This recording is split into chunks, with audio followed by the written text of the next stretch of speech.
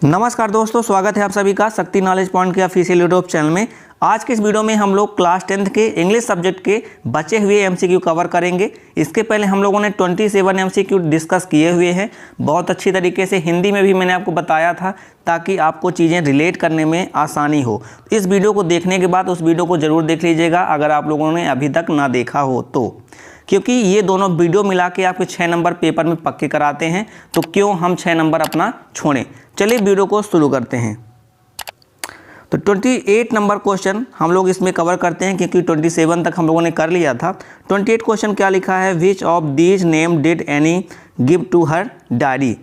Any ने अपने diary का क्या नाम दिया था। ए ऑप्शन है किटी, बी ऑप्शन है बीटी, सी ऑप्शन कीटेन या डी ऑप्शन मीटेन।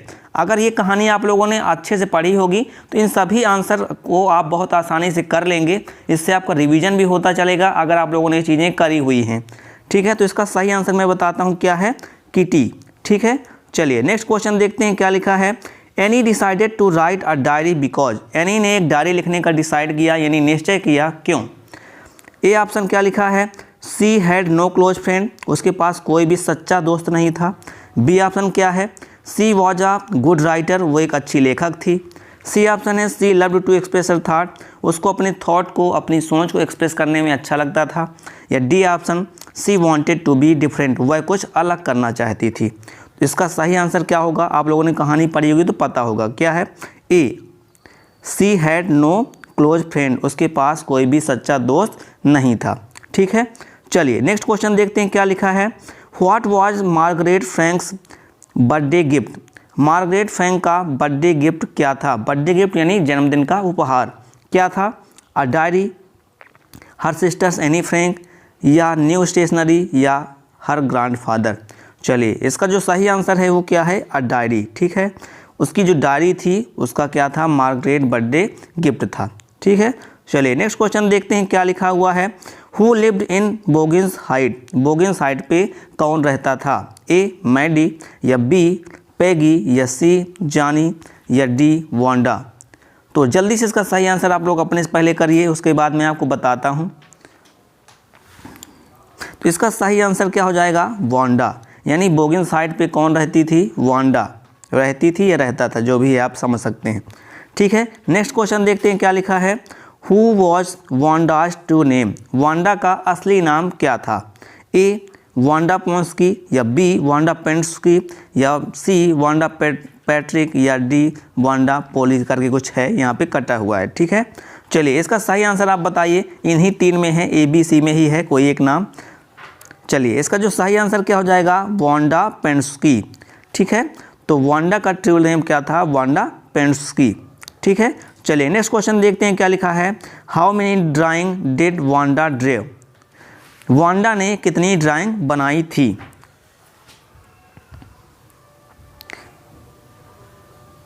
इसका सही आंसर क्या हो जाएगा, बी 100।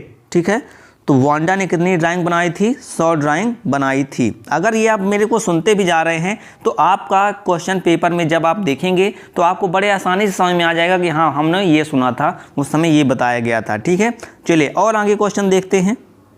चलिए नेक्स्ट क्वेश्चन देखते हैं क्या लिखा है कि who did Maddy think would win the contest. Maddy सोचती थी कि ये कॉन्टेस्ट कौन जीतेगा। ए वांडा, बी मैडी, या सी मिस मैसन, या डी पैगी। तो जल्दी से बताइए कि मैडी क्या सोचती थी कौन जीतेगा कॉन्टेस्ट। इसका सही आंसर क्या हो जाएगा, डी पैगी। चलिए नेक्स्ट क्वेश्चन देखते हैं क्या लिखा है कि the poem Amanda is composed by. The poem Amanda किसके द्वारा लिखी गई है। ए ऑप्शन रॉबर्ट फ्रॉस्ट, या बी ऑप्शन जॉन बेरीमैन, या सी ऑप्शन रॉबिन क्लेन, या डी ऑप्शन अमांडा। ठीक है, जल्दी इसका सही आंसर बताइए। इसका सही आंसर क्या है, रॉबिन क्लेन। अब आप कंफ्यूज नहीं होना है, अमांडा अलग है और मांडा अलग है। अभी हम लोगों ने पीछे देखा था वांडा वो अलग है और अमांडा अलग है। ठीक है, तो अमांडा के जो पोयम के जो लेखक हैं वो कौन है, रॉबिन क्लेन। ठीक है, चलिए अब नेक्स्ट क्वेश्चन देखते हैं क्या लिखा है। According to Amanda freedom is. Amanda के अनुसार फ्रीडम यानी आज़ादी क्या है। ए सौर खट्टी, बी स्वीट, या सी बिटर कड़वी, या ऑल ऑफ दीज इनमें से सभी। तो इसका सही आंसर क्या हो जाएगा? स्वीट। तो अमांडा के अकॉर्डिंग जो फ्रीडम है, आज़ादी है, वो किस तरह की है? मीठी है। ठीक है, चलिए नेक्स्ट क्वेश्चन देखते हैं क्या लिखा है। The poem Amanda is about, जो पोएम अमांडा है किसके बारे में है? टीचर साइकोलॉजी, पेरेंट साइकोलॉजी या चाइल्ड साइकोलॉजी या नन ऑफ दीज, इनमें से कोई भी नहीं। ठीक है, तो जो अमांडा पोएम है वो किसके बारे में लिखी गई है? चाइल्ड साइकोलॉजी के बारे में। ठीक है, बच्चे के मनोविज्ञान के बारे में। ठीक, चलिए नेक्स्ट क्वेश्चन देखते हैं क्या लिखा है। Amanda wants to be an orphan, Amanda चाहती थी एक अनाथ बनना। क्यों बनना चाहती थी? ऑर्फेन यानी होता है अनाथ। ठीक है, तो ए ऑप्शन है to feel the condition of an orphan, अनाथों की जो स्थिति है उसको महसूस करने के लिए। बी ऑप्शन है to enjoy the freedom that an orphan है, जो अनाथों के पास आज़ादी है उसको आनंद लेने के लिए। या to avoid going to school, school जाने से बचने के लिए। या डी ऑप्शन है to play with orphan children, अनाथ बच्चों के साथ खेलने के लिए। तो अगर ये कहानी आप लोगों ने पढ़ी है, ये पोएम आप लोगों ने पढ़ी है, तो आपको बहुत आसानी समझ में आ जाएगा कि इसका जो सही आंसर है क्या है? B, to enjoy the freedom that an orphan has, जो अनाथों के पास फ्रीडम है, आज़ादी है, उसको आनंद लेने के लिए वो अनाथ बनना चाहती थी। ठीक है, तो इसका सही आंसर क्या हो जाएगा? B number. ठीक है, आपको कंफ्यूज नहीं होना है क्योंकि यहाँ पे बहुत टिक है। चलिए इसको मैं इसका टिक मिटा के एक बार दोबारा इसका टिक लगा देता हूँ। तो इसका सही आंसर है बी, ये अब यही इसका सही आंसर है। ठीक है, कंफ्यूज नहीं होना है आपको। चलिए आगे क्वेश्चंस देखते हैं हम लोग। यहाँ पे हम लोगों ने 38 नंबर क्वेश्चन अभी डिस्कस किया, तो इसको अब नहीं करते हैं। 39 नंबर का आंसर क्वेश्चन डिस्कस करते हैं। क्या लिखा है कि why should Amanda not to eat chocolate, Amanda को चॉकलेट नहीं खाना चाहिए, क्यों? इट कॉज हर डिसीज, इससे दिल की बीमारी हो जाएगी। इट विल डैमेज लीवर, या इस लीवर को ख़राब कर देगा। या इट कॉजेज एक्ने, या उसके मुंह में मुहासे आ जाएंगे। या इट कॉजेज कैंसर, उसको कैंसर हो जाएगा। जल्दी इसका सही आंसर आप लोग दे दीजिए। इसका सही आंसर क्या है? इट कॉजेज एक्ने, है ना, यानी उसके एक्ने यानी क्या होता है? मुहासे, जो मुंह में निकलते हैं ना फोड़े, जो उनको बोला जाता है। तो उसके मुहासे हो जाएंगे, इस वजह से उसको चॉकलेट नहीं खाना चाहिए। ठीक है, चलिए नेक्स्ट क्वेश्चन देखते हैं हम लोग। नेक्स्ट क्वेश्चन लिखा हुआ है कि who has composed the poem animal, animal नाम की जो पोएम है उसको किसने लिखा है? ए ऑप्शन है वाल्ट विटमैन, या बी ऑप्शन है रॉबर्ट फ्रस्ट, या सी ऑप्शन है रॉबर्ट क्लीन, या डी ऑप्शन जॉन बेरीमैन। जल्दी से इसका सही आंसर आप लोग बताइए। इसका जो सही आंसर है वो क्या हो जाएगा? Walt Whitman. ठीक है, वॉल्ट विटमैन। चलिए नेक्स्ट क्वेश्चन देखते हैं। What qualities have the human being given up according to the poem the animal, animal poem के अनुसार इंसानों को कौन सी अपनी एक जो क्वालिटी है उसको त्याग देना चाहिए? त्याग देना यानी छोड़ देना चाहिए। ठीक है, पहला है इनोसेंस, इनोसेंस, या काइंडनेस, दयालुता, या ट्रूथफुलनेस, जो सत्य बोलने की आदत है, या ऑल ऑफ दीज, इनमें से सभी, या सभी आदतों को छोड़ देना चाहिए। तो इसका जो सही आंसर हो जाएगा ऑल ऑफ दीज, यानी यहाँ पे जो इनोसेंस है उसको त्याग देना चाहिए, काइंडनेस है उसको भी त्याग देना चाहिए, और ट्रूथफुलनेस है उसको भी त्याग देना चाहिए, है ना। कहने का अर्थ है कि सभी की सभी जो ये आदतें हैं उनको त्याग देना चाहिए। ठीक है, किसके अकॉर्डिंग? ये अकॉर्डिंग टू एनिमल पोएम है, ऐसा नहीं है, ये पोएम के अकॉर्डिंग हम बात कर रहे हैं। ठीक है, चलिए नेक्स्ट क्वेश्चन क्या लिखा है कि what are the bakers known as in Goa, bakers को गोवा में किस नाम से जाना जाता है? ठीक है, ए पैडर, या बी पोर्तुगीज, या सी पीकर्स, या डी बेकर्स। जल्दी इसका सही आंसर आप लोग अपने स्टिक करिए, फिर मैं आपको बताता हूँ। इसका जो सही आंसर है वो क्या हो जाएगा? पेडर्स। ठीक है, तो गोवा में बेकर्स किस नाम से जाने जाते हैं? पेडर नाम से। ठीक है, चलिए नेक्स्ट क्वेश्चन है कूर्ग इज फेमस फॉर, जो कूर्ग है किसके लिए फेमस है, प्रसिद्ध है? ए टी के लिए, या बी ब्रेड के लिए, या सी कॉफ़ी के लिए, या डी ग्रीन हरे के लिए, जो भी है। तो इसका जो सही आंसर जल्दी से बताइए। अगर आप लोगों ने कहानी पढ़ी होगी तो बहुत आसानी से आपको ये सब चीज़ें आ रही होंगी और आपको मज़ा भी आ रहा होगा। ठीक है, तो इसका जो सही आंसर है वो क्या है? कॉफ़ी। ठीक है, तो कूर्ग किसके लिए फेमस है? कॉफ़ी के लिए। अब नेक्स्ट क्वेश्चन है कोर्ग का ही कि वेयर इज कोर्ग सिचुएटेड, जो कोर्ग है कहाँ पे स्थित है। ए ऑप्शन मैसूर में, बी ऑप्शन चेन्नई में, या सी ऑप्शन हैदराबाद में, या डी ऑप्शन कोचीन में। जल्दी से बताइए कोर्ग कहाँ स्थित है। तो कहाँ स्थित है, मैसूर में। ठीक है, तो कोर्ग कहाँ स्थित है, मैसूर में। इनको याद करने का एक ही तरीका है कि कोई भी जो क्वेश्चन आप पढ़ें उसको 2-3 बार अपने मुंह में बार बार रिवाइज कर लेंगे तो आपको आसानी से चीज़ें क्लियर होती जाएंगी। चलिए और आगे क्वेश्चन देखते हैं। नेक्स्ट क्वेश्चन क्या लिखा है कि पहले ही ब्लैंक है, फिर लिखा है कि river obtain it waters from Coorg. अब कौन सी नदी है जो कोर्ग से पानी ग्रहण करती है, यानी कोर्ग कौन सी नदी में कोर्ग से पानी आता है। यमुना नदी में, नर्मदा नदी में, कावेरी नदी में, या ताप्ती नदी में। जल्दी से इसका सही आंसर आप बताइए। इसका जो सही आंसर है वो क्या हो जाएगा, कावेरी नदी में।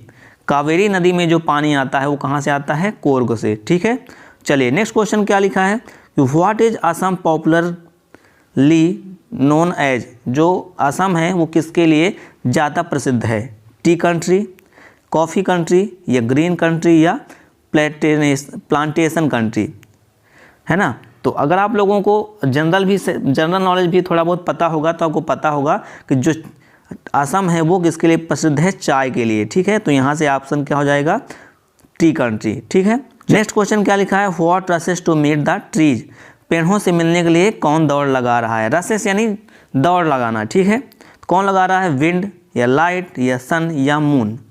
ठीक है, जल्दी से इसका सही आंसर आप लोग अपने से पहले टिक कर लीजिए। अब सिंपल सी बात है कि आप अपने से समझ सकते हैं कि ट्री से मिलने के लिए दौड़ लगाना, हवा है ना, क्योंकि हवा ही तो तेज़ चलती है, तो चलने से आप समझ सकते हो कि तेज़ चलने को ही रसेस बोल सकते हैं।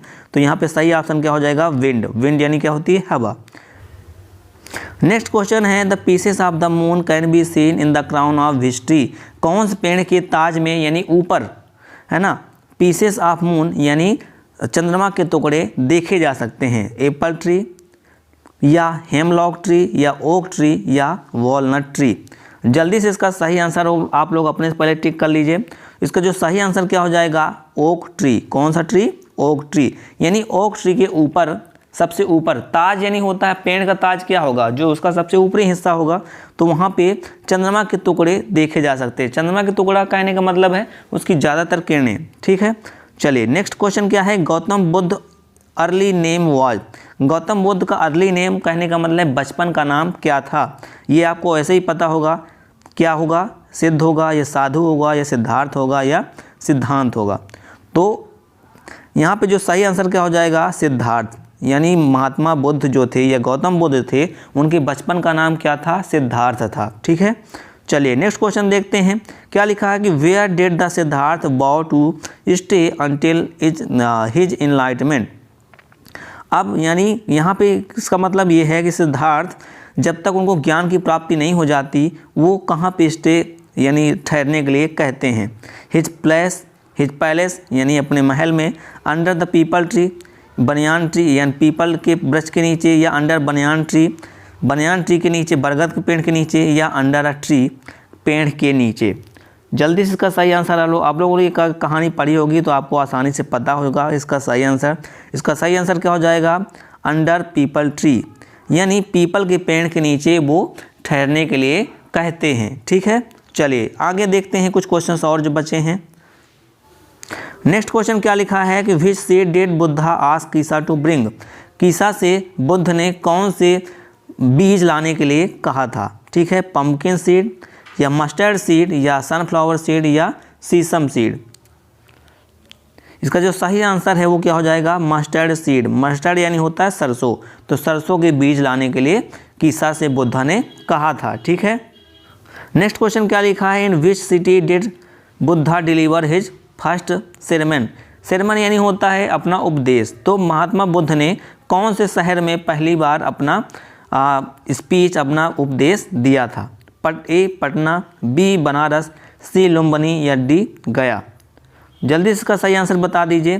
तो उन्होंने अपना जो फर्स्ट उपदेश था वो कौन से शहर में दिया था, बनारस शहर में। ठीक है, चलिए नेक्स्ट क्वेश्चन देखते हैं क्या लिखा है, what colour will the girl dye her hair into, लड़की ने अपने बालों में कौन सा कलर डाई किया था यानी लगाया था? ए ब्लैक, बी ब्राउन, सी कैरेट या D all of the above, इनमें से सभी।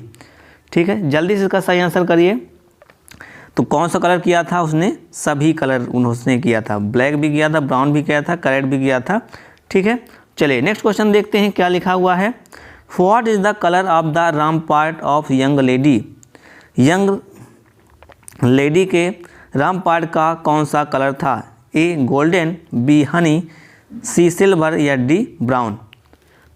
तो कौन सा कलर था? हनी। ठीक है, हनी यानी क्या होता है? शहद की कलर का। ठीक है, चलिए लास्ट क्वेश्चन देखते हैं क्या लिखा है कि who is the poet of the poem for any Gregory?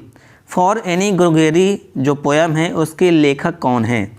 ठीक है, जल्दी से, लेखक या कवि, एक्चुअली जब पोएम होती है तो हम कवि बोलते हैं। ठीक है, पहला ऑप्शन है कार्ल सैंडबर्ग, दूसरा ऑप्शन है विलियम बटलर ईट्स, या थर्ड ऑप्शन है कैरोलिन वेल्स या वॉल्ट व्हिटमैन। जल्दी से इसका सही आंसर बता दीजिए। इसका जो सही आंसर क्या हो जाएगा? William Butler east. I hope इस वीडियो में बताए हुए सभी MCQ आप लोगों ने अच्छे से देखा होगा और अच्छे से समझा भी होगा। अगर आप लोग ये इतने MCQ देख लेते हैं तो 6 में से 6 भी आ सकते हैं आपके, नहीं तो 6 में से 5 तो आपके आने ही हैं। ठीक है, तो प्लीज़ वीडियो को अगर आपको कहीं दिक्कत जा रही हो तो फिर से देख लीजिएगा। अगर आपको अच्छा लगे तो आप अपने दोस्तों के साथ शेयर करिए जो क्लास 10th में हैं, ताकि उनको भी इसका फ़ायदा मिल सके। ठीक है, तो इस वीडियो में इतना ही रखते हैं। अब नेक्स्ट मिलते हैं कुछ एक नया टॉपिक लेके जो आपके लिए बहुत इंपॉर्टेंट होगा। तो चलिए इस वीडियो भी अब यहीं पे ख़त्म करते हैं। धन्यवाद।